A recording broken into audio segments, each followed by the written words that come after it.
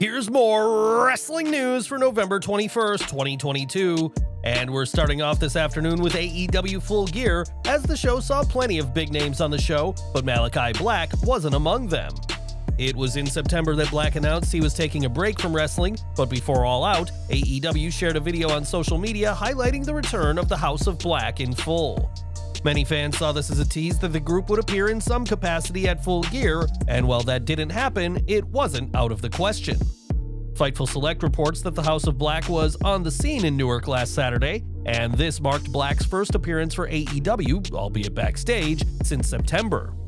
In the weeks leading up to All Out, Black reportedly asked for his release from AEW, which was denied, and it's said that the two sides are in a much better place now.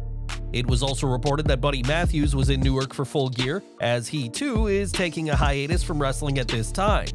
While the House of Black could have appeared in full at Full Gear, AEW held off on using them, but it may not be long before we see the Gothic group back on our screens. We've got some big news from New Japan Pro Wrestling now, as the company has crowned their very first IWGP Women's Champion. At the New Japan and Stardom crossover event, it was WWE alum Kairi Sane who became the inaugural champion, defeating Mayu Iwatani in an explosive main event. Taking to Twitter, Kairi said that not only is she the IWGP Women's Champion, but she did so just 4 days after suffering a sprain while training for the match. Sane was told that it'd be 3 weeks before she was going to be fully recovered, and admitted that she nearly gave up on the title match as she was in so much pain just by walking. It had been 2 years since Sane left WWE's weekly TV, and the Kabuki Warrior has certainly done plenty in that time, from getting married to earning her degree to wrestling for Stardom. Now Kairi is officially in the record books as the first ever IWGP Women's Champion, and the Pirate Princess had to fight off more than just her opponent to make history. On January 4th, New Japan will host their annual Wrestle Kingdom event, but next year's show will have at least one major AEW star on the card. Last weekend, IWGP United States Heavyweight Champion Will Ospreay retained against Shota Umino, but he had little time to relish in his win. After the match, the arena went dark, and Kenny Omega appeared on the screen and took digs at Ospreay. Omega claimed that it wasn't the pandemic's fault that the crowd cheering for the British wrestler has gotten smaller, and that Ospreay is a virus that Omega will cure at Wrestle Kingdom 17. With the match confirmed, this will be a huge deal for both New Japan and AEW, especially after claims that the two had some sort of tension after the Forbidden Door event in June of this year. Ospreay and Omega have faced off before, but Wrestle Kingdom will mark just the second ever singles match between the two, and it remains to be seen who will stand tall next January. Ospreay vs. Omega has been a match both men have teased for some time, but how exactly did this long-awaited rematch come together?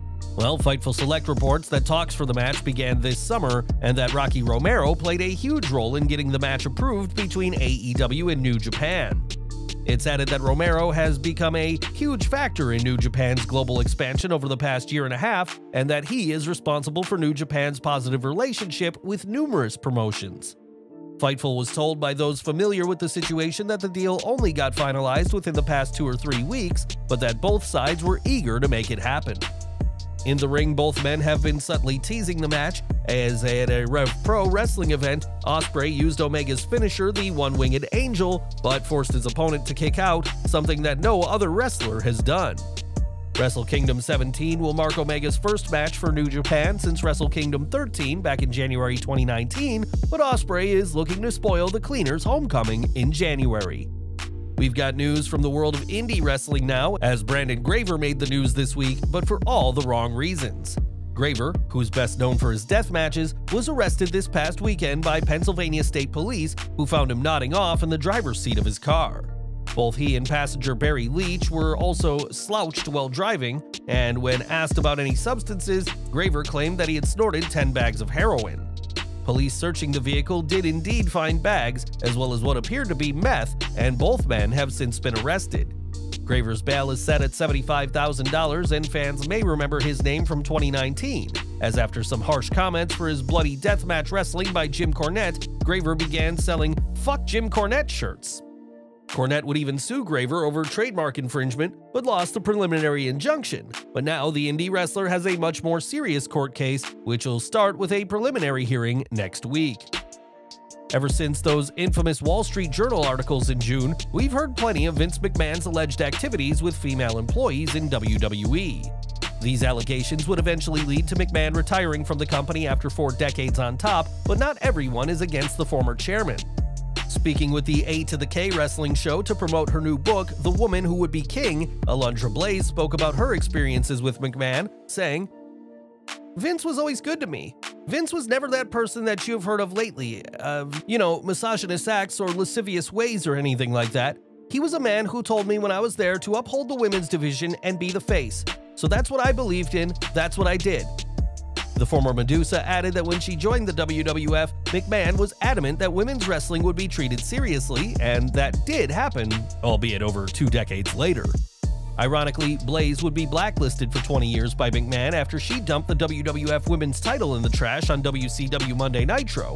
But despite this, the Hall of Famer remains positive on her relationship with the former boss. When Eric Bischoff was booking WCW, fans saw some of the most creative ideas and some of the worst ideas to ever appear on our screens. Sure, Bischoff was a key part in creating the New World Order, but he was also the one who came up with Glacier and who decided to turn Bret Hart heel after the Montreal Screwjob. Speaking with Fightful this week, Bischoff spoke about wrestling storylines today and said how these days there is arguably too much focus on in-ring work. While Bischoff said it's great that good wrestling is featured more, he feels that the characters and storylines have suffered, and that a high-flying or technical match doesn't mean much if fans aren't invested in the characters the wrestlers are portraying. The WWE Hall of Famer has never shied away from sharing his opinion on today's wrestling, as Tony Khan certainly knows, but do you agree with Eazy-E? Sound off in the comments. More from AEW Full Gear as Saraya made her return to in-ring competition at the event after nearly 5 years retired due to neck issues. Saraya's feud with Britt Baker has been deeply personal, and while it was the British star who got the win, that was only thanks to the DMD. Speaking on the Full Gear media scrum, Saraya praised Baker's efforts for their feud, saying that Britt really carried me throughout the whole thing. Saraya has said that she plans on wrestling once a month for now, though that could increase as her return to the ring continues, but fans who enjoyed seeing the former Paige have Britt Baker to thank. And we're ending today with SmackDown, as a lot can happen during a live broadcast, and that includes things getting picked up on the mic when they're not supposed to. During a recent episode, Drew McIntyre and the Brawling Brutes fought with the Bloodline, and the Scottish Warrior got caught breaking character. In the middle of a beatdown on Solo Sikoa, McIntyre, who was facing away from the entrance, asked Sikoa if Roman Reigns had appeared on the stage yet. The character-breaking moment did not go unmissed by fans, who found the moment hilarious on social media. When a show is live, you can never promise that things will go exactly how they're supposed to, and while Reigns did eventually appear on the entrance stage, McIntyre's moment was accidentally picked up on the mics. Well guys, that's our news for today. Please share your comments below. Also hit the like button, subscribe to our channel, and hit the bell icon to receive all notifications. And as always, thanks for watching.